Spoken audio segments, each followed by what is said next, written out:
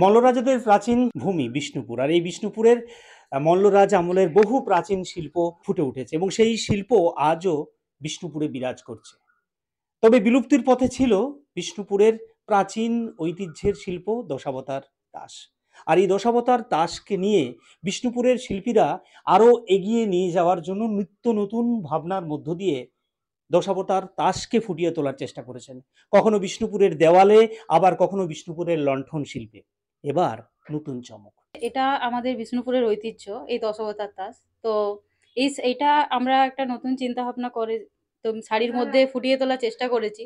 আমরা এটা প্রশান্ত কাকুর কাছ থেকে শিখেছি। তো আমাদের শিখতে খুবই আগ্রহ লেগেছে এবং এটা যে বিলুপ্তের পথে হয়ে গেছিল, সেটাকে নতুন করে আবার শাড়ির মধ্যে সবার মধ্যে প্রচার করার একটা ভাবনা খুঁজে পেয়েছি। তো সেই কারণে আমাদের মতনই আরো কিছু মেয়ে বিদেশে, দেশে সবাই শাড়িটা পরবে।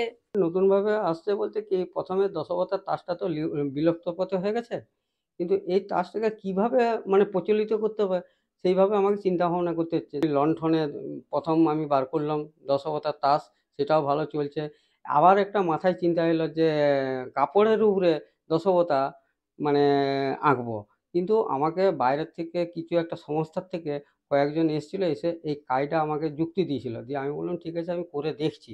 চেষ্টা করলে ওরা বললো কাপড়টা নষ্ট হবে, তবু তুমি করো, আমরা এই কাপড়টা প্রচলিত করব, খুব ভালো জায়গার দিকে মানে পাঠাবো, বিদেশ দিকে পাঠাবো।